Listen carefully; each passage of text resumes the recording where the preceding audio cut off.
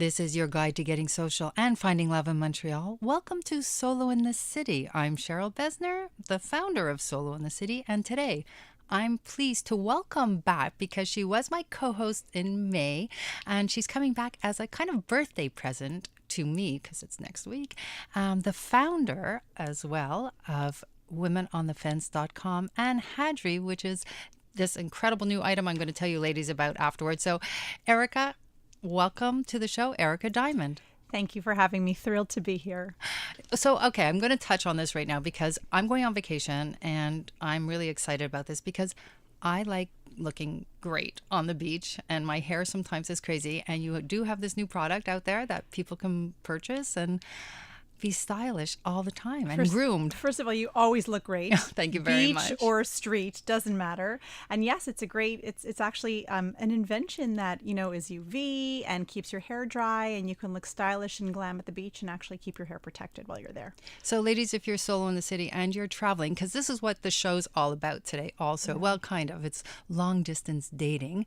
And obviously, most of the time you have to travel to meet somebody to have a long distance relationship. So if you are traveling this summer and want to look great, because you never know who you're going to meet at the pool or at the beach, definitely a product to buy. So, this traveling and meeting new people, I know I've done this actually. I've been in several long distance relationships since I got divorced. Mm-hmm. And as exciting as it was, and as, impromptu as it was to meet somebody and then really connect and think, could this work? It hasn't done that as yet. It did not work for me. And what do you think? You think you could be in a long distance relationship if you weren't married?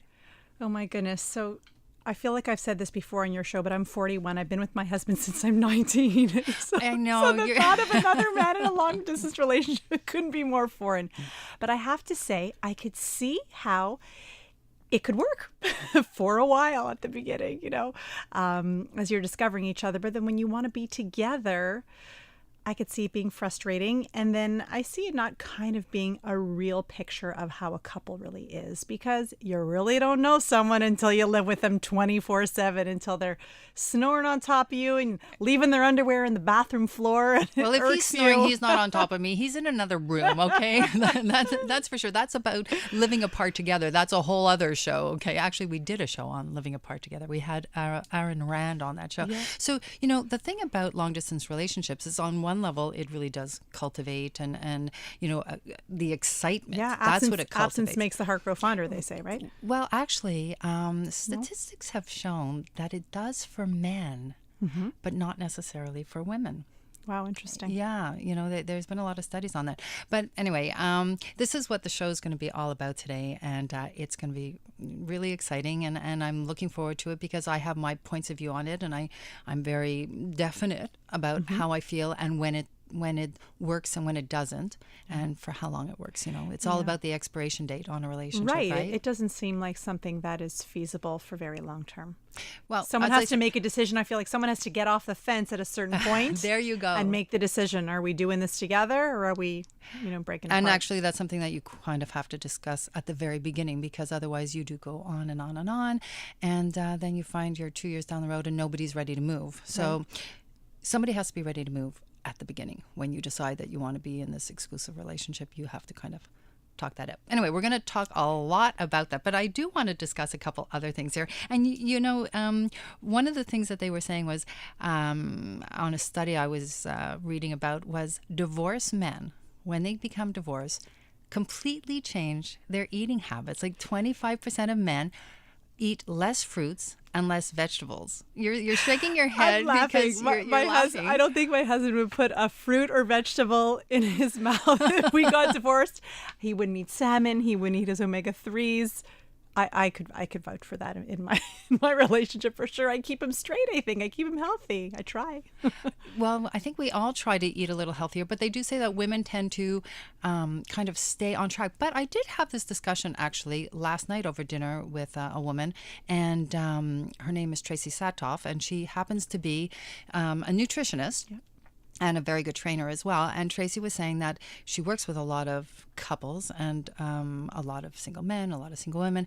And in her experience, though, women binge more than guys do, which is also kind of contradictory to that. We tend to, feed our souls with sweets or wine or things that might not be too great for our health. So it's a little bit of the opposite as to what this particular study was. But I don't know. I think women in general, we eat healthier, I would have thought. Well, I can definitely vouch for that study. As I said, my husband for sure would eat less fruits and vegetables because I don't think, be reminding him to say, did you have your fruits and vegetables?